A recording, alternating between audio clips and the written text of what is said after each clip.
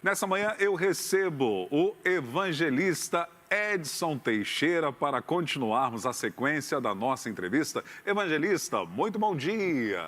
Bom dia, pastorzão, tudo bem? Uma alegria muito grande estar aqui com vocês.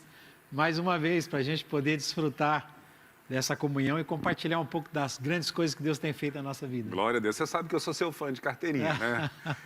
Obrigado. Eu era criança, lá no interior de Teresópolis. Já ouvia falar do evangelista Edson Teixeira e eu dizia, quando eu crescer, eu quero ser igual a ele. Mas é, né? O evangelista Edson é uma referência. Cresceu e está maior e está mais velho também. O evangelista Edson é uma referência. Eu estava agora há pouco aqui falando de duas cidades que estão comemorando aniversário hoje. O Muarama, Paraná. perto de Campo Mourão, lá. Tem a comida gostosa lá, que é o boi, é o rolê. O boi no rolete, eles fazem né? também. Você já comeu lá? Sim. É bom, comi. hein? Muito bom. O Muarama eu já fui muitas vezes. Tenho amigos lá que eu batizei nas águas, hoje são pastores lá. Ah, que legal. Muarama, Igreja Presbiteriana Renovada. Bacana. Tem muitos amigos lá. Do ladinho ali tem Campo Mourão também, que tem comidas típicas naquela região, né? Pastores, amigos lá também. O Paraná... eles pegam uma carne assim, colocam dentro de um vaso de barro, enterram. E aí acende o fogo lá e tal. Eu não sei como é que chama, se é barreada, alguma coisa assim. É uma comida muito boa, muito gostosa. Em Morretes, no litoral do Paraná também, tem esse prato típico do barreado, que é uma comida que eles colocam dentro da terra lá e é uma delícia. Lá eles fazem isso também. Eu pastoreei há alguns anos a Igreja ao Brasil para Cristo em Paranaguá e desfrutava da culinária ali do litoral, maravilhoso. Foi ali que eu aprendi a gostar de frutos do mar. Tudo que é do mar eu gosto. Eu também. O que vier a mim, de maneira nenhuma, lanço fora. E lá na Bahia, o que você comeu de gostoso lá em Porções, né? Porções. Eu não lembro muito bem o que eu comi lá nessa cidade, não. Mas lá em Santo Antônio de Jesus, Salvador, Feira de Santana, Vitória da Conquista, esses lugares, eles têm uma comida muito boa. Eu gosto demais da comida baiana, uma comida bem apimentada. Não lembro, assim, os nomes das comidas, né? Mas é uma comida muito boa. Que legal. O Brasil é tão rico, né? Da sua cultura, da sua culinária. No Rio Grande do Sul, aquele churrasco. Mas que bate. Eu lembro daqueles lugares assim, aquelas costelas trançadas no chão, assim, filas. Com a brasa. Coisa boa. Vamos parar. A gente vamos parar. Também se tornar aqui um programa de culinária. É verdade. Bem, eu estou recebendo o evangelista Edson Teixeira. Nós estamos entrevistando aquilo que Deus fez na vida dele, como foi a sua vida. E na semana passada nós paramos pela passagem que você teve na FEBEM. Como foi esse momento na FEBEM? Quantos anos você tinha quando você foi a primeira vez para a FEBEM e quantas vezes você esteve na FEBEM? Eu estive 2 vezes na FEBEM e a primeira vez que eu fui foram poucos dias. Eu lembro que, na verdade, foi assim, uma injustiça que fizeram comigo. Eu Trabalhei em uma casa de um senhor que tinha uns cachorros lá e a gente enchia eram uns cigarros desse tamanho, enchia de balinha de chocolate dentro. Aí eu fazia centenas e centenas e toda sexta-feira ele me pagava. Mas eu não sei o que aconteceu, que essa semana ele não quis me pagar. E eu queria o dinheiro. E como eu fiquei amigo dos cachorros, eu tinha 2 bicicletas no quintal da casa. Eu falei, bom, eu vou levar essas bicicletas. E de madrugada eu chamei o meu irmão mais novo, o Edgar, e nós entramos, pegamos essas bicicletas. E tinha um programa na televisão chamado Cornetomio, um sorvete. Dá-me um corneto. E aquilo ali, eu ficava com lombrigas, assim, brigando, vontade de chupar um sorvete daquele. E eu lembro que essa bicicleta eu troquei. Eu vendi para um rapaz de uma padaria. E aquele dinheiro, eu e o meu irmão, a gente comprou uma sacola de Danone, de corneto, de gelatina, comi de tudo. Eu empapucei, fiquei empaturrado de tanto comer. Apanhei para cachorro. Apanhei, mas apanhei muito, mas apanhei de barriga cheia, chupei muito corneto. Foi aí que eu lembro muito bem, me levaram para a delegacia de Carlos de Campo, aqui em São Paulo. E o delegado perguntou para o dono assim, você quer que leva ele para a FEBEM agora? E o dono olhando para mim, porque o delegado não acreditou em mim que eu fui lá roubar as bicicletas porque o cara não queria me pagar. É claro que não justifica, né? Mas aí o dono falou assim, não, então pode levar para a FEBEM, porque uma das bicicletas não foram achadas. Então foi aí que eu fui, mas eu fiquei poucos dias, acho que eu fiquei 9 dias só, e pegaram a bicicleta do meu outro irmão e entregaram no lugar daquela, então eles me liberaram. Mas esses poucos dias que eu fiquei lá foram suficientes para me fazer assim ficar um pouco mais monstro, né? Aham. A sua reação com os policiais, com as pessoas que estavam ali ligadas diretamente com você, quando você estava na FEBEM, foram 2 passagens, criava-se uma revolta? Como é que era teu coração em relação a isso, a este momento? Tá, criava revolta porque eu não era justo aquilo que estava acontecendo, porque se eu estava pagando alguma coisa errada que eu fiz, o cara também tinha que pagar, e eu me sentia um pouco assim. E lá dentro da FEBEM, cara, é terrível. Na época chamava-se inspetores. Então eu tinha 13 anos e aí o inspetor pegava uma pessoa de cor negra, um garoto de 13 anos, e dizia assim, vocês dois vão se quebrar agora aí. E eu olhava para o rapaz e ele dizia assim, não, eu não quero brigar. Eu também dizia, eu também não quero brigar. E o inspetor dizia assim, se não brigar, vocês vão ficar uma semana na cela forte, sem comer, sem tomar banho e tal. Então a gente tinha que brigar para a gente não ir para um lugar pior, para não ficar isolado. E isso partia dos diretores lá dentro. E eles é que incentivavam essa violência. E isso vai assim deixando você... pelo menos o meu coração ia ficando muito revoltado. Eu comecei a ficar com muito ódio de polícia, do sistema carcerário, vamos assim dizer, dentro da FEBEM. Isso não fazia bem para mim. Eu acho que não fazia bem para ninguém. E eles mesmos incentivarem a violência no meio da gente ali. Houve um momento, uma tentativa da sua família de tirar você deste ambiente, quando eles retornam para a sua cidade, onde você Cidade nasceu, natal, a cidade de Tatuí, né? Como foi esse processo? Você tinha 14 anos na época. Na época eu saí da FEBEM e fiquei... continuei no mundo do crime e tal, mas só que assim, mais sossegado ali na região da Vila Esperança. Mas só que as drogas eu fui me aprofundando cada vez mais. E os meus pais, nós recebemos uma ordem de despejo dessa casa onde a gente estava. Eu até então não tinha noção do que significava despejo. Até aquele dia em que eles me procuraram e falaram, olha, nós vamos ter que ir embora e nós estamos querendo, isso vai ser até bom, porque você vai voltar a estudar, nós vamos voltar para a cidade onde você nasceu, seus avós moram lá, seus tios, seus primos, todos os seus parentes moram lá, então vai ser bom para você, porque você vai voltar a estudar e você vai estar junto com os seus primos, vai ser um tempo legal para a sua vida. Eu gostei da ideia, eu achei muito legal a ideia, e eu falei, puxa, que legal, vou mudar de vida, vou sair dessa vida, vou chegar em Tatuí, vou procurar uma escola, vou ficar com meus primos, vou fazer novas amizades. Eu escrevo isso no meu livro, O Toque Divino. No dia, o caminhão de mudança, nós chegamos lá, era uma caçamba, nós jogamos tudo que tinha em cima de uma caçamba, e todos os filhos foram dentro da caçamba, porque não tinha lugar para a gente ir, então foi todo mundo escondido lá no meio de colchões, essas coisinhas lá que a gente tinha.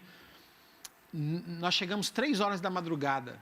Enquanto as pessoas estavam descarregando os colchões, os poucos móveis que a gente tinha, nós éramos 11 pessoas para morar em dois cômodos, uma cozinha e um quarto. Era bem precário, mas a gente ia estar junto com os familiares. E tinha um ribeirão perto assim. Antes de amanhecer o dia, eu disse, vou dar uma olhadinha nesse ribeirão para ver como é que é. E enquanto eu estava andando, eu vi um pacotinho de Elma Chips. Aqueles palitinhos que você comia rapidinho, salgadinho. Eu peguei e chutei aquele pacotinho e percebi que tinha algo dentro. E eu pensei, puxa, um pacote de salgadinho. E na hora que eu peguei e eu abri, cara, tinha 300 gramas de maconha. Puxa vida. Dentro desse pacotinho de salgadinho. Então as pessoas não acreditam na existência do diabo, nos seus planos para destruir as pessoas, para escravizar as pessoas. No dia que eu cheguei, menos de 2 horas depois que eu cheguei nessa cidade para mudar de vida, eu achei um pacote com quase 300 gramas de maconha. Fui para a cidade e foi lá que eu conheci esses meninos que a gente começou a se envolver com crime, usar. Ou seja, voltei para a escola, fiquei uma semana e eu não aguentei, cara. Não aguentei, minha cabeça estava... ou seja, aí que eu me aprofundei ainda mais no mundo das drogas e do crime. Nós fomos para o interior para melhorar de vida, mas quando na verdade piorou ainda mais. E a reação dos seus pais em relação a esse momento, esse tempo, desse estado que ia cada vez mais se agravando na sua vida? Então, como eu sempre digo, sempre disse, né? A minha mãe, ela tinha uma graça de Deus, assim, ela sofria muito, muito. Minha mãe sofria muito. Eu lembro de minha mãe me pegando assim, algemado e dizendo, filho, vê se você consegue sair dessa, abandona, olha isso aqui. E eu lembro das lágrimas da minha mãe no fórum de Tatuí, aquela escada que tinha no antigo fórum, eu subindo algemado, vendo minha mãe chorando, e ela me abraçava, às vezes o policial deixava ela me abraçar, e um policial dizia assim, olha o que você está fazendo com a sua mãe, cara. A minha mãe sempre, embora era um momento de desespero para mim, era um momento de desespero para ela, mas ela sempre acreditou em mim. Mesmo me vendo daquele jeito, poderia dizer, seu miserável, você merece isso, você vai apodrecer na cadeia, não sei o quê. Ela nunca falou isso para mim. O meu pai já era diferente. Meu pai, ele já partia para a violência. Certo. Então, ele queria me corrigir na base da pancada. Eu tenho isso aqui é uma cicatriz enorme, isso aqui foi uma facada que o meu pai me deu, nesse afã de querer me tirar desse mundo e dizer, você precisa mudar, deixar as drogas, deixar o crime. Então, ele partia para a violência. A minha mãe não, a minha mãe, ela já vinha com amor, ela já vinha com palavras de esperança, ela vinha sempre dizendo que acreditava que eu ia sair dessa vida. E as pessoas tinham medo de você? As pessoas que te viam, as pessoas que te conheciam? Quando as pessoas olhavam para a minha aparência, elas tinham um pouco de medo de mim. Mas quando as pessoas me conheciam, eu escrevo no livro, cara, eu não servia para ser bandido. Eu não servia para ser bandido, Graças a Deus cara. por isso. Eu ia roubar... eu fiz alguns assaltos à mão armadas, mas se fosse filmado isso, seria a coisa mais cômica do mundo. Eu lembro que uma vez eu fui assaltar um casalzinho e eu cheguei pro casal e falei, cara, não resiste não, meu. Eu não quero machucar vocês, não quero nada, eu só quero o dinheiro. Aí o cara me deu o dinheiro, a moça me deu as coisas dela, aí eu olhei um monte de coisa, aí tirei só o dinheiro, tinha relógio, tinha as coisas, olhei para os dois assim, falei, cara, vai embora, e fiquei só com o dinheiro. Então eu não servia, cara. Tinha uma coisa dentro de mim assim, era um espírito que me possuía para eu roubar. Mas eu, na verdade, dentro do meu coração, eu não servia para ser bandido. Eu não servia para matar ninguém. Eu fazia aquilo ali por causa do ambiente em que eu estava inserido e eu não conhecia absolutamente nada do mundo por lá de fora. Certo. Eu fui criado naquele sistema ali, e não existia uma outra vida a não ser aquele estilo de vida. Então, não tinha como. Quando eu fiquei sabendo que tinha uma nova vida, que eu poderia viver, que foi um rapaz drogado que falou de Jesus para mim, que a gente vai chegar lá, a minha vida mudou. Porque eu percebi que Deus me amava e que tinha uma nova perspectiva de vida. Mas eu não servia mesmo para ser bandido. Tanto é que você vai ver, eu fui preso 32 vezes. Cara, sabe o que é ser preso 32 vezes? Se eu fosse viver hoje, se eu estivesse no mundo do crime, o que os caras iam dizer? Pô, esse cara é muito vacilão. E é isso mesmo, meu coração era muito bom, cara. Eu não conseguia... As pessoas olhavam para mim, tinham medo de mim, mas quando me conheciam, perdiam esse medo, porque viam que, na verdade, eu não era aquilo que o meu cabelo dizia, que os meus olhos diziam. Tinha dentro de mim uma pessoa que puxou a minha mãe, tinha um coração bom. Edson, qual era a sua realidade em relação à morte? Você convivia com isso? A expectativa de vida, eu vou viver mais 1 ano, 2 anos? A morte era uma coisa presente? Sim, a morte era. Eu tinha assim... Eu acreditava que eu não passaria dos 18 anos. Olhando para a vida dos meus amigos, olhando para a história das pessoas que me cercavam, eu não queria ir para o Carandiru. Na época, o temor dessa moçada do interior era o Carandiru. No Carandiru, ou você entrava matando alguém para adquirir respeito, então você já entrava morrendo. Então, tinha essa fama do Carandiru. E eu dizia, cara, para lá eu não vou. Eu vou fazer 18 anos de idade, se a polícia me pegar, eu tenho um monte de processos e para lá eu não vou. Então, eu sabia que eu não ia durar. Eu participei de tiroteio, eu socorri amigos meus baleados, pessoas já atiraram em mim, não uma vez, mas várias vezes. levei muita coronhada, tive partes do meu corpo quebrado, vi a morte muitas vezes e eu sabia que quando eu estava fazendo um roubo, um assalto, eu sabia que talvez aquele poderia ser o meu último dia. Eu tinha medo da morte, Eu sabia que qualquer hora ela iria me pegar. E quando você se deparava com essa realidade, por exemplo, baleado, ferido, machucado, apanhava, você parava e pensava, vou mudar de vida, eu preciso mudar de vida? Ou não tinha essa alternativa? Você ficava cada vez mais revoltado? Eu tinha vontade de mudar de vida. Olha, eu tenho uma filha, minha filha vai fazer 35 anos. Cara, eu tenho 51 anos. Então, eu fui o pai mais novo da minha cidade. Eu fui pai com 16 anos de idade, saiu até no jornal isso lá. Porque eu lembro que quando eu saí, que foi a segunda vez que eu saí da FEBEM, eu fui para Tatuí e tinha um juiz chamado Seu Junqueira. Eu estava algemado, os meus 2 amigos, eles foram condenados porque eles eram maiores de idade e eu era menor, eu ia para a FEBEM. Esse juiz pediu para o policial tirar a minha algema e perguntou assim para mim, você quer mais uma oportunidade? Poxa. Eu falei, mas é claro que eu quero. E aí eu pensei que ele ia dizer assim, então arrume um emprego, deixa as drogas, vai trabalhar, volta a estudar. Eu pensei que ele ia falar uma dessas coisas para mim. Ele olhou para mim e falou bem assim, cara, arruma uma mulher. Um juiz falou isso para mim, né? Arruma uma mulher. Então eu assinei um papel lá, eles me liberaram. E a primeira coisa que eu preciso arrumar uma mulher. Então eu arrumei, eu tinha 15 anos de idade, com 16 anos eu fui pai. Mas era a vontade de sair do mundo do crime, de abandonar essa vida, mas eu não conseguia, cara. Não conseguia. Você contou na entrevista anterior de um livramento que Deus lhe deu, quando você está sentado no lugar do carro e de repente você sai para socorrer um amigo, uma outra pessoa que acho que o Sete Orelhas. Sete Orelhas, né? Ele senta no seu lugar e quando você está no hospital que levou seu amigo, você vê aquele seu amigo Sete Orelhas alvejado. Os 3 chegaram alvejados. Exatamente, E você viu o livramento de Deus. Mas nessas 32 passagens, né? 32 passagens pela polícia, qual o outro grande livramento que você entende assim, nossa, isso aqui foi impactante na minha vida? Eu teve uma vez que eu lembro que eu fugia da polícia, eu pulei a gente estava roubando uma casa, eu lembro que a gente estava serrando a grade assim, aí eu escutei um barulho de porta de camburão, a gente escutava muito, camburão, a gente sabia, aí todo mundo saiu correndo, meus amigos caíram dentro de uma casa, que a gente foi por cima dos telhados assim, eu sei que 2 dos meus amigos foram para dentro da casa. Eu escutei a gritaria dos donos da casa, gritando. E eu sei que eles foram lá para dentro. Eu e um carinha chamado Alan, a gente seguiu por cima do muro, assim. E nós pulamos, caímos na rua e tinha 2 policiais já esperando a gente. E eu lembro, cara, que quando eu caí lá embaixo, eu só via o fogo saindo da arma do policial. E eu lembro do buraco nas paredes. Enquanto eu ia correndo, as balas iam... Eu não sei se o policial queria me assustar... ou se ele estava atirando para me matar, mas o fato é que aquelas balas passavam e batiam na parede enquanto eu corria, e nesse dia eu pensei que eu ia morrer.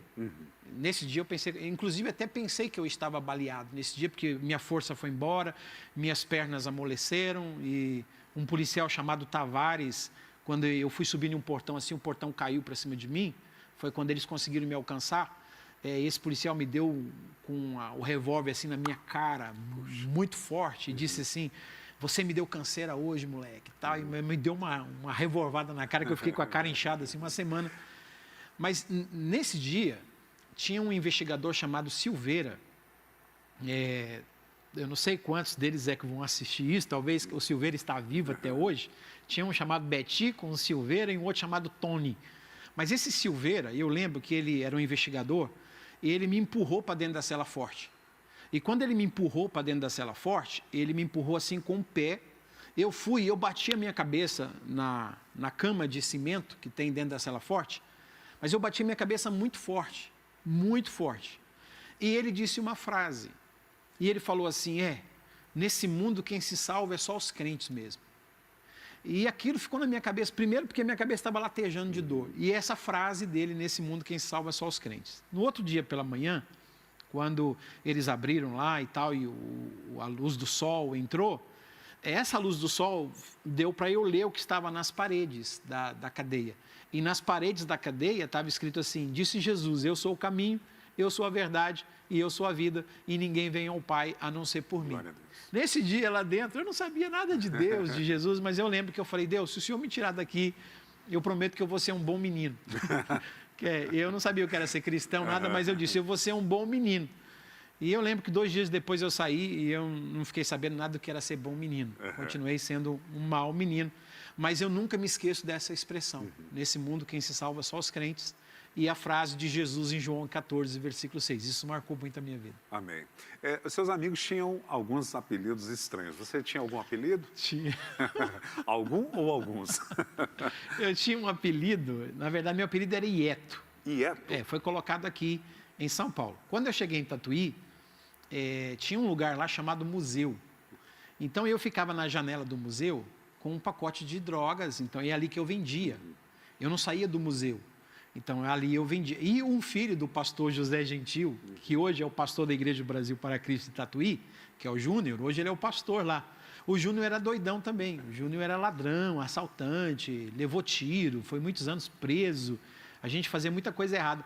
E ele, então, me apelidou de museu. Porque os caras queria drogar, vai no museu. Aí, quando eu falava museu, não era para ir lá no museu. Já associado. Já estava associado comigo. Então, esse apelido ficou. Eu tinha o Zé Bizuca, tinha o Marcelinho Perna Torta, tinha o Júnior, que a gente chamava ele de Ferrugem, porque ele era todo pintadinho, mas cada um tinha um apelido. Como era a sua visão, apesar de você não ter um contato talvez direto, mas como era a sua visão dos cristãos nesta época? Dentro do sistema carcerário, você era abordado por capelões, ou capelãs, capelãos, né? Capelãos? Não, nunca. Eu só lembro de uma vez na FEBEM, inclusive com o Júnior. O Júnior, a gente estava. Depois eles foram embora. Foi eu, o Júnior e um outro rapaz chamado Edson. Nós 3 fomos para a FEBEM aqui em São Paulo, quando eu tinha 15 anos. Só que eles foram embora. Eu tinha dado um nome diferente, então eu fiquei. E eles foram embora e eu fiquei. A única coisa que eu lembro de religião que foi falado para mim foi um grupo de testemunhas de Jeová, lá dentro da FEBEM. Então, mas a história deles, assim, eu não entendia. Mas eu tenho essa vaga lembrança. Nunca um pastor, um evangelista, um cristão, nunca alguém tinha me falado de Jesus. O suicídio rondava a sua mente? Rondava, se eu falar para você, só que eu tinha medo. E olha aqui que Deus usou para colocar medo dentro de mim. Nós tínhamos lá em Tatuí um rapazinho chamado Fernando. E eu tinha um amigo chamado Fião. Esse Fião, ele era muito apetitoso. Apetitoso que fala assim, o cara era assaltante, assim, o cara tinha muito apetite. A gente falava que ele tinha muito apetite, ele pegava qualquer parada. E eu lembro que esse Fernando, quando ele tinha 16 anos, ele tirou a vida. Eu lembro muito bem na Praça da Santa, em Tatuí, ele colocou uma garrucha no peito e pá, deu um tiro. A gente ficou muito chocado. E eu pensava que aquele seria o meu fim também. E esse Fião olhou para mim, um dia que estava assim, um céu bem azul, com aquelas nuvens que fica tudo assim, bem juntinha. E ele falou bem assim, cara, o Fernando está por aí. Eu falei assim, como assim? Ele falou, não, quando o cara tira a vida, 2 coisas acontecem com ele. Ou ele vira uma alma vagabunda, que fica vagando por toda a terra, vagando, vagando, vagando, ou então ele vira uma dessas nuvens que fica aí, ó, tá vendo? Então, cara, eu falei, caramba, eu não posso tirar minha vida não. Então, olha o que Deus usou, uma coisa simples, mas como não tinha ninguém para falar de Jesus para mim, então foi aquilo. Toda vez que vinha aquela vontade, eu tinha medo de overdose também, às vezes eu exagerava demais nas drogas, e eu tinha medo de overdose, porque overdose é um suicídio, né? Então eu pensava, meu Deus, eu não quero ser uma alma vagabunda, eu não quero virar um pedacinho de nuvem no céu. Então tinha isso, que Deus usou essa coisinha simples, mas para me proteger. Amém. Mas passava muito na minha cabeça, assim. Que coisa, hein? 32 passagens, aí quantos processos? Como menor, né? 19 processos. 19 processos, eu tive 19 processos. E como foi a vida do Edson com a entrada de Jesus? Que momento se deu esse? Tá. Porque é um marco. Ouvindo ele aqui nesta manhã e na manhã da semana passada que nós tivemos aqui, e você conhecendo o Edson, é quase impossível você associar a pessoa do Edson Não, com minha um vida criminoso. é um milagre. Não, eu não servia mesmo para ser. Só para lembrar aqui, eu dei muita risada na semana passada, o dia que ele vai assaltar uma casa e dá de cara com uma dentadura. E traumatizou. Quase morri, fiquei traumatizado com dentadura. É. Eu fui entrar na janela, a primeira coisa que eu vi assim do meu lado, uma dentadura. Eu nunca tinha visto uma dentadura. Você quer Quase que assustar eu o Edson, desisti. deu uma dentadura para ele de presente. Mas, Edson, como a sua história começa a ser mudada? Tá. Teve uma vez um senhor chamado Rubens, na cidade de Tatuí. Eu lembro que a polícia estava atrás de mim e eu pulei no quintal dele. Ele tinha um filho chamado Cláudio e um outro, acho que chamado Carlos. E eu lembro que eu pulei, o filho dele, o Cláudio, não me viu.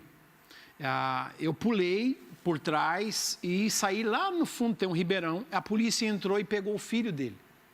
Porque a polícia não tinha me visto. Ela sabia que alguém tinha corrido e pegou o filho dele e levou o filho dele. Por que você correu, não sei o quê? E eu fiquei escondido lá no fundo do ribeirão. E eu lembro que ele me viu saindo. Eu estava armado e ele olhou assim para mim e falou assim, eu vi quando você desceu correndo. E eu achei estranho, porque ele não me entregou. Deixou levar o filho dele e ele não me entregou. E ele falou assim para mim, olha, eu tenho um sobrinho que está... E ele era católico. Eu tenho um sobrinho que ele está em uma casa de recuperação, lá em Piracicaba. E ele era alcoólatra, o nome dele é Cláudio também, ele está mudando de vida. Por que você não dá um jeito de ir para lá? E eu falei assim, seu Rubens, desculpa aí o vacilo que eu dei aqui hoje, problema para o seu filho, daqui a pouco eles liberam o seu filho lá que não tem nada a ver e tal. E aí fui saindo, mas eu lembro muito bem que o seu Rubens falou para mim, olha, ele não falou de Jesus para mim, ele não chegou a falar de Jesus, mas ele falou que tinha uma casa de recuperação e que ele tinha um sobrinho lá e que eu podia ir para lá e que lá naquele lugar talvez a minha vida pudesse ser mudada. Naquela mesma semana, eu já tinha 18 anos de idade, eu tinha feito dia 4 de junho e isso já era o dia 2 ou 3 de setembro. Eu sei que no dia 3 de setembro, eu estava num Tatuí, tinha um mangá, onde a maioria dos bandidos ia para lá porque era um morro. Então a gente ficava lá, se a polícia viesse de qualquer lado, daria para você ver a aproximação da polícia. Então a gente ficava lá em cima naquele lugar. E eu estava lá com esse meu amigo chamado Pedrinho. O apelido dele também era Pardal. E eu falei para ele assim, Pardal, cara, eu vou morrer. Eu vou morrer na mão da polícia, porque agora eu sou maior de idade, eu tenho todos esses processos. E não tem jeito para mim. E ele sabia que eu estava falando a verdade, cara. Ele sabia, porque não tinha perspectiva para mim mesmo. E o pior, assim, que bandido... A maioria deles não morre na mão da polícia, você sabe disso. A maioria dos bandidos morre na mão de bandido mesmo, né? Era uma realidade sua, né? Você já estava convivendo com essa realidade. Sim, eu estava convivendo, eu tinha problemas com alguns bandidos, um cara, esse mesmo que atirou naquele outro meu amigo, sabia que eu não gostava dele. Enfim, a gente tinha problemas no meio. E eu sabia que mais hora, menos hora, eu poderia morrer. O Pedrinho sabia que eu estava falando sério. E ele olhou assim para mim, fumando maconha, com um revólver na cintura, e falou bem assim, pai, eu sei que pode te livrar dessa, tá ligado? Aí eu falei assim, quem é que pode me livrar dessa, mano? Ele falou, Jesus, moro. Então, cara, eu olhei assim para ele, e ele viu que eu olhei estranho para ele, eu falei, o que você está falando, cara? E ele começou a chorar. Ele começou a chorar, e ele chorava tanto, que eu pensava que ele estava tendo uma convulsão, porque era um choro muito profundo, e hoje a gente vê na Bíblia que isso chama-se um arrependimento profundo. Ele estava tendo um arrependimento muito profundo, ele pegou o cigarro de maconha, jogou longe, ele tirou o revólver da cintura assim, tirou as balas e escondeu o revólver na raiz de uma árvore, e ele se prostrava, e ele chorava, e eu olhando pensando que o meu amigo estava tendo um treco ali, esse cara vai morrer. De repente ele voltou assim, eu falei, o que está acontecendo, cara? Ele falou, cara, eu sou desviado. Puxa. E aí eu olhei, eu falei, o que é isso, cara? Desviado. Eu sabia lá o que era ser desviado, né? Aí ele apontou assim para a torre de uma igreja, lá de cima do mangá, você via uma Assembleia de Deus que tinha uma torre. Até hoje tem essa torre. Assembleia de Deus Madureira, se eu não me engano, tinha lá uma torre. E ele falou assim, tá vendo aquela igreja? Eu falei, tô vendo. Ele falou, então, cara, os anos mais felizes da minha vida foi quando eu estava naquela igreja. Meu pulmão era limpo, meu cérebro era limpo, meu coração era limpo, eu cantava, eu adorava. Rapaz, eu fui me envolvendo nessa vida. E começou e falou bem assim, cara, se eu morrer assim, eu vou pro inferno. E ele falava assim com um desespero. Aí, de repente, ele olhou para mim assim e disse assim, se você morrer assim, você vai para o inferno também. Aí eu falei assim, sai para lá com essa boca, cara. Eu, o quê? Vou para o inferno, o quê, cara? Aí, de repente, ele falou bem assim, museu, me chamou de museu. Cara, o pastor Gentil, o filho dele, o Júnior, você viu que o Júnior desapareceu, né? Eu falei, desapareceu, não vejo mais o Júnior. Então, o Júnior foi para uma casa de recuperação. Aí eu lembrei de seu Rubens. Falou, o Júnior foi para uma casa de recuperação, cara. E o pai dele levou ele para lá, ele está bem, está limpo. Se você quiser, eu peço para ele, ele põe a gente lá dentro do fusquinha dele e leva a gente lá para a casa de recuperação em Piracicaba. Eu falei, cara, eu não tenho nada a perder, meu irmão. Se eu ficar aqui, eu vou morrer mesmo. E eu pensei comigo, eu vou lá, eu vou dar um tempo para minha cabeça, vou ficar uns 2, 3 meses, depois eu volto 100 por hora, né? E aí eu consegui convencer mais 2 amigos, o Zé Bizuca e o Marcelinho Perna Torta. Então, foi Museu, Pardal, Zé Bizuca e Marcelinho Perna Torta. O pastor Gentil nos colocou dentro do seu fusquinha e nos levou para Piracicaba. Só que naquele dia eu tinha muito psicotrópico, barbitúricos, anfetaminas. Eu peguei aquilo, Artane, Preludin, Pofagin, Inibex. Eu moí tudo aquilo assim, joguei dentro do café. O café ficou branco, eu tomei aquilo e entrei no carro. Cara, eu... Viajou. Então, quando eu cheguei lá na casa de recuperação, eu não sabia nem que era aquilo. Entendeu? Eu só fui, acho que 2 dias depois, que eu fui entender o que era seja bem-vindo, porque eu fiquei desligado. Mas foi o pastor José Gentil que me levou junto com esses amigos para a casa de recuperação. Evangelista, só abrindo um parênteses aqui, quando você tem esta lembrança marcante na sua vida, de um amigo seu desviado sendo um instrumento de Deus na sua vida, qual a sensação por dentro de tudo isso? Cara, eu vou ser bem sincero, eu vejo o amor de Deus por mim, sabe? Porque é impactante, a gente sente a presença de Deus, me perdoa, eu sou muito sensível e a gente acaba chorando, né, de ver o amor de Deus pela sua vida. Sim. O meu foi. Eu fico mais emocionado ainda, porque ele foi comigo, né? Pedrinho foi comigo. E ele ficou lá só 1 semana. Desculpa aí. E ele falou assim para mim, cara, eu vou voltar para vender minhas armas, minhas coisas que eu tenho lá, depois eu volto. Eu falei para ele que não, cara, fica aqui. Não volta não, fica aqui. Mas ele acabou brigando com o rapazinho lá e ele falou, não, eu vou embora, eu vou lá, depois eu volto. E ele foi, cara, e ele nunca mais voltou. Ele levou 5 tiros. E a minha alegria hoje é o seu próprio irmão, o pastor Nelson Faria, me conta o que a enfermeira falou para ele. De que quando o Pedrinho chegou lá na Santa Casa de Misericórdia de Tatuí, a enfermeira o achou na cama de joelhos, pedindo perdão para Deus, dizendo, Deus, me perdoa porque eu desperdicei a minha vida, a minha juventude, me perdoa. Então, ele morreu pedindo perdão para Deus. Então, eu sei que quando eu chegar lá no céu, Amém. Eu vou encontrar Glória a Deus. o Pedrinho, né, o Pardal. E os seus outros 2 amigos que foram também. Obrigado. Meu irmão, obrigado. Então, 2. Mas é assim mesmo. Né? Então, quando eu vejo o Pedrinho hoje, eu tenho muito claro na minha mente ele falando para mim, sabe, que Jesus era o único, falando na gíria, que Jesus era o único que podia. Hoje eu olho para trás e vejo, cara, como que Deus me amou. Porque os cristãos não tinham coragem de falar de Jesus para mim. Eles não tinham coragem de falar. E quando eu vendia, e além do mais, inclusive, essas meninas hoje são casadas, são minhas amigas, tinha 2 moças da igreja que iam comprar droga comigo. Então, além de não me falarem de Jesus, essas meninas da igreja iam lá para comprar o Inibex, Esses barbitúricos, e eu lembro que teve uma moça que eu falei assim para ela, eu não vou vender droga para você. E ela falou, não, mas por quê? Eu falei, porque você é da igreja, como é que você vem? Eu não sabia nada de igreja, eu não sabia nada de Jesus. Como é que você vai usar droga, menina? Olha, você é uma menina tão bonita, o seu jeito, você é uma menina pura, eu não vou vender droga para você. E eu não vendi droga para aquela menina. Então, além de não me falarem de Jesus, ainda complicavam ainda mais, né? Mas Deus usou o pardal para me levar. Esses 2 outros amigos, eles foram embora na mesma semana também. Quando o Pedrinho foi embora, os 2 disseram, nós também vamos. Porque na casa de recuperação que eu fui, não tinha comida, cara. Não tinha comida. Era fubá, todo dia fubá com fubá. Não tinha mais nada, e esses caras diziam, não, vamos morrer de fome aqui. Eu dizia, não, eu vou ficar.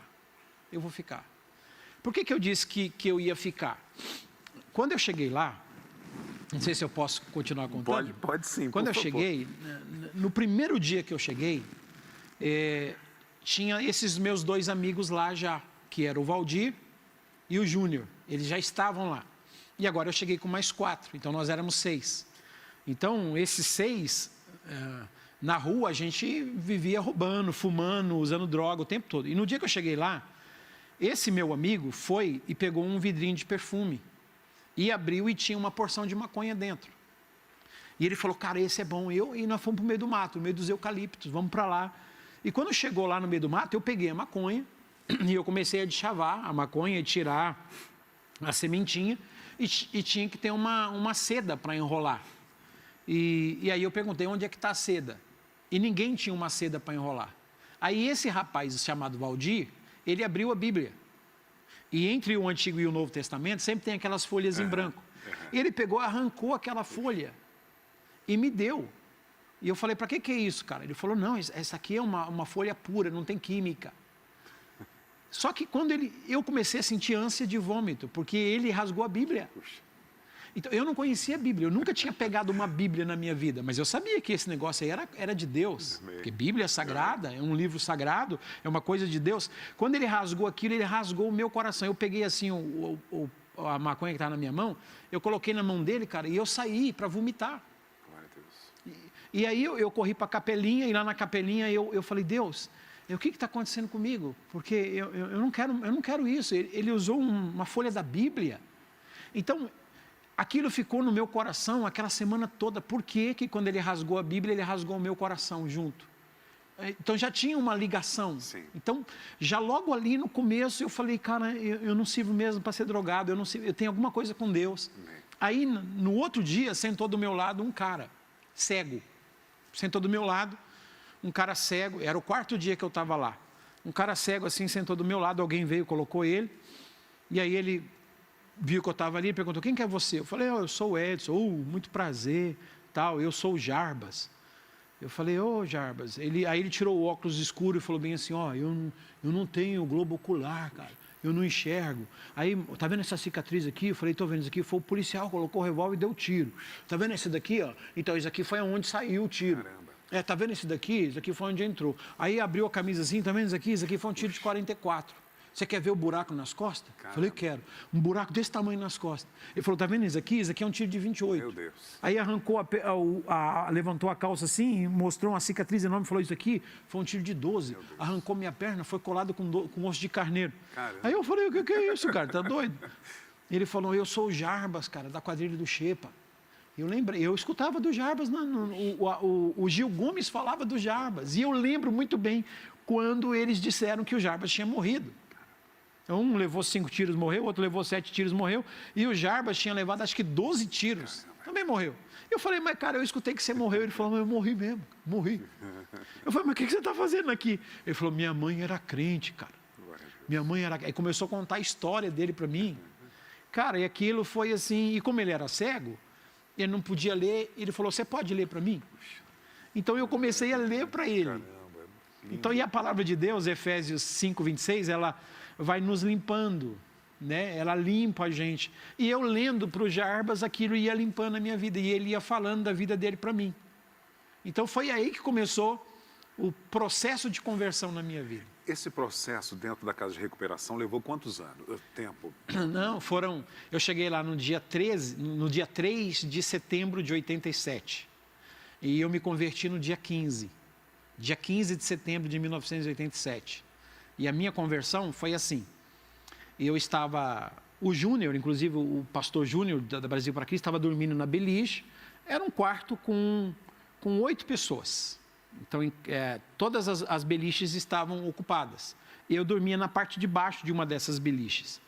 E eu vi, não foi uma visão, não foi um sonho. Assim como eu estou vendo você, foi real. Eu vi 3 horas da manhã, quando uma sombra começou. Eu não estava conseguindo dormir. E eu vi que uma sombra saiu assim do chão. Era só uma sombra, não tinha forma. Só que ela veio vindo para cima de mim e, de repente, ela começou a ter forma. Dessa sombra, começou a sair assim as mãos e os braços e começou a ter um formato assim de uma cabeça saindo dessa sombra e veio para cima de mim, no colchãozinho que eu estava. Era uma coisa pesada, porque afundou onde eu estava. O colchãozinho fininho que eu estava afundou, aquele peso em cima do meu corpo. E dessa sombra saíram essas 2 mãos e uma tapou a minha garganta e a outra tapou a minha boca e o meu nariz. E eu escutava uma risada do inferno que dizia assim, eu vim te buscar. E eu sabia que era a morte, cara. Só que a minha língua ficou gelada, como se fosse uma pedra de gelo, eu não conseguia falar. Quando ela veio para cima de mim, eu tentei reagir e eu dava soco nela, só que a minha mão, meu soco traspassava aquela sombra. Não tinha efeito sobre ela, mas ela tinha efeito sobre mim. Então, naquela madrugada do dia 15 de setembro de 87, eu saí do meu corpo e eu fiquei flutuando. O meu espírito, a minha alma, eu não sei, a minha parte espiritual ficou flutuando no teto daquela casa e eu vi esse demônio tirando a minha vida, e eu vi os meus pés como uma pessoa que está acabando a sua vida, fica tremendo os seus pés, e eu vi esse demônio em cima de mim para me matar. E aqui na minha mente eu lembrei de uma frase que um rapaz chamado Marcelo gritou na janela, não foi para mim. Ele passou na janela e ele gritou assim, o sangue de Jesus tem poder. Ele gritou para alguém lá, uma tentação que ele estava tendo, alguma coisa assim. Ele disse, o sangue de Jesus tem poder. Naquele momento que eu estou aqui na minha alma, no meu espírito, vendo aquele demônio me matar, eu lembrei dessa frase e eu gritei no meu espírito, o sangue de Jesus tem poder. E quando eu gritei, o sangue de Jesus tem poder, cara, eu entrei em um túnel muito rápido e apareci no meu corpo. E esse demônio explodiu assim, voou pedaço desse demônio para todo lado. E eu voltei, eu comecei a respirar, e eu comecei a dizer, o sangue de Jesus tem poder, o sangue de Jesus tem poder. E hoje eu sei, cara, eu sei que o sangue de Jesus tem poder. Não tem principado, não tem potestade, não tem demônio, não tem besta, não tem anticristo, não tem nada que possa resistir o poder do sangue de Jesus. E eu levantei, e eu saí, o quarto onde eu estava era na beira do rio Piracicaba, e eu dobrei o meu joelho debaixo de um pé de pitanga, na beira do rio Piracicaba, em um bairro chamado Balbo, 3 horas da manhã. E eu lembro que eu disse assim para Deus, Deus, se o Senhor me ama como Ele está dizendo, ele era o Jarbas. Se o Senhor me ama como Ele está dizendo que o Senhor me ama, porque o Jarbas dizia que Deus me amava. O Jarbas dizia que Deus tinha uma obra na minha vida. O Jarbas dizia que foi Deus que tinha me levado para essa casa de recuperação, porque Deus tinha um plano na minha vida. Então eu falei, Deus, se o Senhor me ama como Ele disse que o Senhor me ama, então faz alguma coisa na minha vida agora. Porque os meus amigos já foram embora, e eu vou pegar minha mochila amanhecendo o dia, e eu vou embora porque eu estou tendo coisas, eu preciso de droga, e se o Senhor não fizer alguma coisa na minha vida, eu vou embora ao amanhecer o dia. Cara, quando eu terminei de falar isso, eu não sabia falar misericórdia, eu não entendia essas palavras, eu só sabia falar uma palavra que era piedade, e eu dizia, Deus, o Senhor tem piedade de mim, tem piedade de mim. Pastor Vanderlei, estourou atrás de mim uma comporta. Era como se uma represa estivesse estourado assim, e todas aquelas ondas vinham passando por cima de mim, só que não era uma coisa ruim. Eu fui com a cara em terra, assim, fui com o rosto no pó, caí, e aquelas ondas passavam por cima de mim. Só que não eram águas sujas, eram águas limpas, e esse peso que veio em cima de mim, eu não sei se foi um anjo, se foi a mão de Deus, eu não vi nada naquele dia, eu só senti. Então, eu gritava, tem piedade, e eu chorava, e eu chorava, e eu chorava. Cara, quando foi 6h15 da manhã, eu fiquei ali 3 horas e pouco, debaixo desse pé de pitanga. Eu estava todo sujo, como se eu fosse um porco, porque eu fiquei me revolvendo ali, naquela terra, no pé daquela árvore. Eu estava todo sujo, porque eu me suei muito, e eu clamava, eu gritava. E um cara chamado Oséias apareceu. Estava amanhecendo o dia, e hoje ele é pastor no Rio de Janeiro. Ele apareceu assim, olhou para mim com um olho desse tamanho, me viu todo sujo. E eu queria falar alguma coisa para ele, só que eu pensava em português. Eu pensava literalmente em português, só que na hora que eu abria a minha boca, eu falava um outro idioma, cara. Eu não conhecia o Espírito Santo. Glória a Deus. Eu não sabia quem era o Espírito Santo.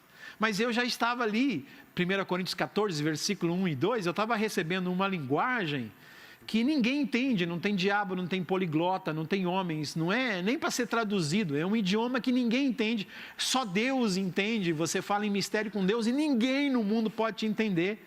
E o Espírito Santo, conforme diz Romanos, ele intercede por você com gemidos inexprimíveis. Ele sabe qual é a vontade do Pai e ele intercede por você para te ajudar na sua fraqueza. E era o que estava acontecendo comigo.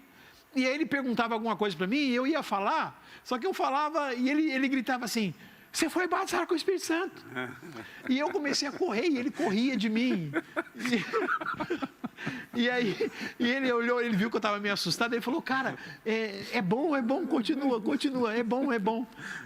E eu lembro, pastor Vanderlei, que eu pela primeira vez na minha vida, eu tinha 18 anos, eu senti meu pulmão limpo, meu sangue limpo, meu cérebro limpo, minha consciência limpa. Eu sabia que todo o meu passado era tudo aquilo de ruim mesmo, mas agora eu sabia que tinha, eu não entendia nada de evangelho ainda. Mas nasceu uma luz, uma esperança dentro de mim. Eu sabia que tinha esperança para a minha vida, porque Deus tinha entrado no meu coração naquele dia. Glória a Deus. Além dessa sua experiência pessoal com a pessoa do Espírito Santo, esse toque sobrenatural de Deus, qual a importância dos seus monitores, líderes, pastores, as pessoas que estavam lidando com você e com os demais na casa de recuperação? Foi muito importante, porque lá tinha um obreiro chamado Jorge Lopes, um obreiro chamado Jorge Mota, tinha o Jarbas, que era um tipo de um monitor ali dentro. E um milagre de Deus, né? Um baita de um milagre. E o segredo para mim ali dentro foi a leitura da Bíblia. Amém. A leitura da Bíblia. E os 2 jejuns que a gente fazia de livre e espontânea pressão toda semana. Então, como não tinha comida, então tinha jejum toda terça e toda sexta. A gente começava a jejuar meia-noite e entregava às 6 horas da tarde. Era 2 vezes, era 8 jejuns por mês, porque não tinha comida. Então a gente tinha que jejuar mesmo, porque a comida não dava. E esse jejum, a leitura dos provérbios, o momento a sós com Deus, a leitura da Bíblia, as vigílias, cara, isso foi extraordinário. Sabe, não tinha comida, a gente não tinha atividade física, lá não tinha um campo de futebol, porque isso é muito importante para quem está saindo das drogas, não tinha nenhuma academia, não tinha psicólogo, não tinha ninguém para dar suporte para a gente, o que muitas casas de recuperação têm hoje, né? Tem suas, para fazer plantações, suas hortas, tem campo de futebol, tem lugar para nadar, isso tudo é muito bom, a gente não tinha nada disso, mas a gente tinha oração, a gente tinha homens de oração ali, a gente tinha homens de jejum, a gente tinha homens que lutavam diante de Deus madrugada inteira. Eu orava a madrugada inteira. O Jarbas orava 8 horas por dia, cara. O Jarbas dobrava o joelho meia-noite e levantava 8 horas da manhã. E a gente tinha dias que eu dizia assim: eu vou me juntar com o Jarbas, vou passar a noite toda orando com ele. 2 horas depois eu estava indo dormir, porque eu não aguentava. Ele orava muito. Então a gente tinha não eram homens perfeitos, mas eram homens cheios de oração, da leitura da palavra, e foi isso que fez a diferença na minha vida. É isso que está fazendo falta em muitas casas de recuperação, que hoje tem tudo, tem psicólogos, tem campo de futebol, tem comida, mas tem pouco jejum, tem pouca Bíblia e tem pouca oração. E o que liberta a pessoa é as coisas espirituais. Você teve a experiência da sua conversão nas margens do rio Piracicaba, no dia 15 de setembro de 1987. Como foi o dia 16? Eles se reuniam e eles diziam que eu tinha sido batizado com o Espírito Santo. E eu percebi que alguma coisa extraordinária tinha acontecido comigo.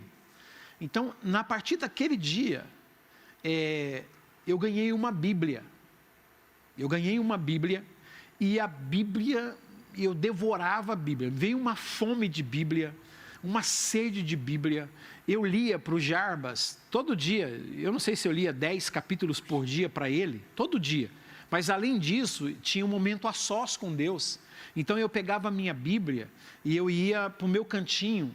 A casa de recuperação apagava as luzes às 10 horas da noite. E eu conseguia maços de vela. E eu amanhecia lendo a Bíblia.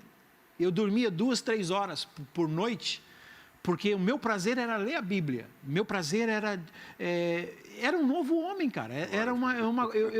Eu dizia, meu Deus, onde é que eu estava que eu perdi isso? Jorrava. E eu não sei se eu consigo falar aqui nesse bloco, ou vai ser na próxima entrevista, como é que eu comecei a pregar, né? Então a gente talvez vai ser na próxima. Vai ser na próxima entrevista. Eu estou aqui com o evangelista Edson Teixeira. Que experiência marcante. Já chorei, já gaguejei. Bom demais. Sentimos a presença de Deus aqui. Aleluia. E assim como Deus transformou a vida do evangelista Edson Teixeira, Ele é capaz de mudar a sua história, Ele é capaz de mudar a sua vida. Ele não mudou. Hebreus capítulo 13, versículo 8 diz que Jesus Cristo, Ele é o mesmo ontem, hoje e será eternamente.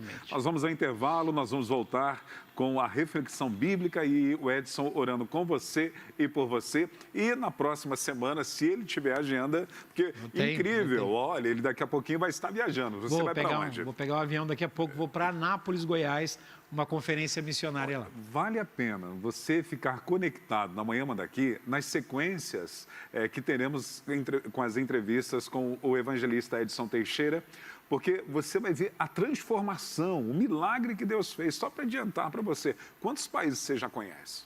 Eu conheço 87. 87, você vai ver a importância da vida desse homem no reino de Deus. Trago com vocês o evangelista Edson Teixeira, fazendo uma reflexão bíblica, orando com você e por você. Volta à tarde e, se Deus permitir, na Manhã Manda Aqui, na segunda-feira. Obrigado, evangelista. Eu que agradeço pela honra, pastor. Amém. Muito obrigado pelo carinho. Deus abençoe muito a sua vida. Nós vamos ter um tempo aqui de reflexão e eu vou ler aqui. Quando eu cheguei, eu abri a minha Bíblia aqui e está no Salmo de número 40. E baseado no que nós conversamos aqui a respeito da graça de Deus na minha vida, eu quero usar esse Salmo para falar para você de os passos, as características, as formas que existem na vida de uma pessoa que foi alcançada, que foi tocada pela graça de Deus. O salmista diz, no versículo de número 2 do Salmo 40, ele é uma espécie de uma figura para a gente imaginar o nosso estado antes de termos um encontro com Deus. Ele diz assim, tirou-me de um poço de perdição, de um tremedal de lama. Uma outra tradução diz de um lamaçal terrível. Essa figura, ela é muito interessante, porque ela nos faz imaginar uma pessoa dentro de um poço, onde tem pouca água, e essa pouca água ainda mistura-se com a lama, e essa pessoa está lá tentando sair. E quanto mais ela se esforça para sair, mais o barro fica escorregadio, mais ela perde as suas forças, e mais difícil, mais longe fica a sua esperança de sair daquele lugar.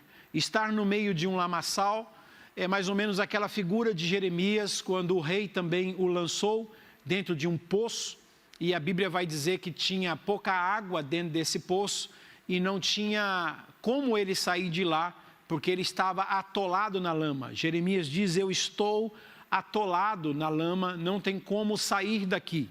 Até que um africano, um etíope, pegou um monte de roupas, foi dando nó nessas roupas, fez uma espécie de uma teresa, que a gente chama, ou uma corda com várias roupas emendadas uma na outra, e ele então estende essa corda para Jeremias. Jeremias então passa aquilo por debaixo dos seus braços, e esse etíope consegue tirá-lo daquele poço de lama. Ou seja, Jeremias só pôde sair de lá porque veio uma ajuda externa, veio uma ajuda de fora. Alguém para o lado de fora teve que ajudá-lo, porque por si mesmo ele jamais conseguiria sair de lá. Essa é a figura que o salmista está dizendo aqui no Salmo 40, versículo 2. Eu estou em um poço de perdição, no meio de um lamaçal tremendo, eu não consigo sair. E assim era a minha vida, e quem sabe eu estou falando para pessoas assim também. Você está tentando sair dessa vida, você está tentando se ver livre desses problemas, se desvencilhar, quem sabe, de vícios, de práticas pecaminosas. Você tem uma vontade imensa de sair dessa situação que você está vivendo, de nunca mais ter esse pó entrando no seu nariz, de nunca mais experimentar essa fumaça penetrando nos seus pulmões, de nunca mais ver esse líquido se misturando com o seu sangue, de nunca mais ver os seus pés entrando naquele estabelecimento, naquele lugar.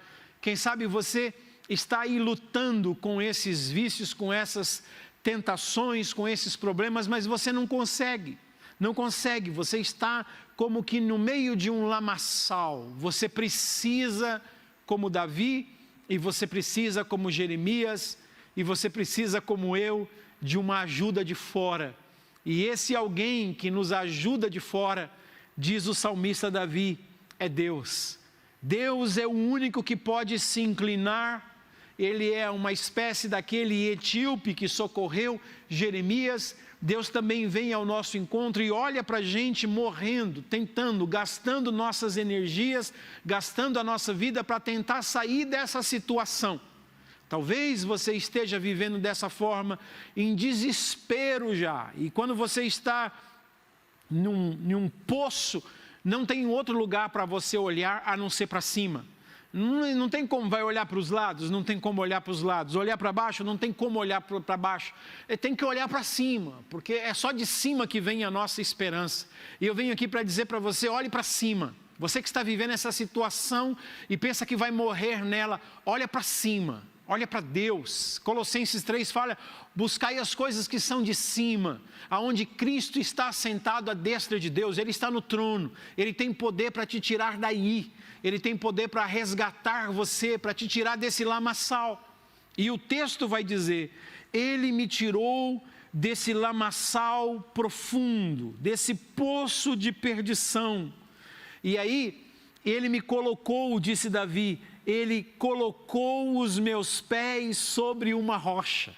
Andar no meio da lama é gastar sua energia e não conseguir sair, se sentir sem estabilidade, sem firmeza. Agora mudou tudo. Ele me tirou do lamaçal e me colocou em uma rocha. Agora os meus pés não estão mais escorregadios. Agora os meus pés não estão mais vacilando. Agora os meus pés estão firmes nessa rocha. E quando a gente lê primeira carta do apóstolo Paulo aos Coríntios, capítulo 10, Paulo vai dizer, e a rocha é Cristo. Jesus é a nossa rocha. Deus vem quando a gente clama por misericórdia, quando a gente sabe que está nesse lamaçal e que pelas nossas próprias forças a gente não vai conseguir sair. A gente só vai se cansar e vai piorar ainda mais a nossa situação. Então a gente clama pelo socorro do alto. E Deus então vem e se inclina. Diz o versículo 1 que Ele se inclina para o nosso clamor. Ele se inclina quando a gente pede socorro. Deus vem e se inclina e Ele tira-nos. Só Ele pode nos tirar dessa areia movediça, desse lamaçal terrível, desse poço de perdição. Ele vem e Ele nos tira e Ele nos coloca com os pés firmes em uma rocha. Essa é uma característica de uma pessoa que foi salvo pela bondade, pela graça de Jesus, é que agora os seus passos são firmes, agora a sua vida está firmada em uma rocha. Deus o tirou de um lamaçal, Deus o colocou debaixo de um chuveiro chamado graça de Deus. A graça te banhou, a graça te limpa, a graça te purifica, a graça te restaura, a graça faz você ter certeza da sua salvação, a graça faz você ter certeza de que o seu nome está escrito no livro da vida e firma você em uma rocha. E diz o texto assim, e colocou um novo cântico nos meus lábios. um novo cântico nos meus lábios, você vai ter uma nova maneira de falar, você vai ter uma nova maneira de ver a vida, você vai viver com louvores, porque aonde você estava e aonde Deus te colocou, só pode brotar de dentro do seu coração louvores que glorifiquem o nome do Senhor. E para terminar, Davi diz assim: muitos verão isso, temerão e confiarão em nome do Senhor. Ou seja, você vai ser um testemunho. As pessoas vão olhar para você e vão dizer: existe um Deus. As pessoas vão olhar para você e vão dizer: Deus faz milagre, porque esse estava no lamaçal e agora está sobre uma rocha e ainda está louvando. A sua vida vai ser um testemunho para amigos, para vizinhos e para muitas pessoas. Creia que é aí aonde você está. Em nome do Senhor Jesus eu oro, para que a presença gloriosa de Deus venha sobre você, te liberte dos vícios, te liberte dessas escravidões, quebre essas cadeias que prendem você, livra você desse lamaçal terrível, arranca você desse buraco, que a presença dele venha e mude você e transforme você em uma nova criatura, para que esse mundo saiba que existe Deus. Que assim seja sobre a sua vida, que o Senhor te abençoe, o Senhor te guarde, o Senhor faça o seu rosto resplandecer sobre você, o Senhor encha você de paz. Saiba, conforme diz o Salmo 40, não importa a situação que você está vivendo, Deus pode te tirar daí. Davi disse: Ele ouviu o meu clamor quando eu clamei por socorro. Clame por socorro e você vai ver que o nosso Deus é especialista em nos socorrer e em transformar as nossas vidas. Bênção sobre sua vida sempre.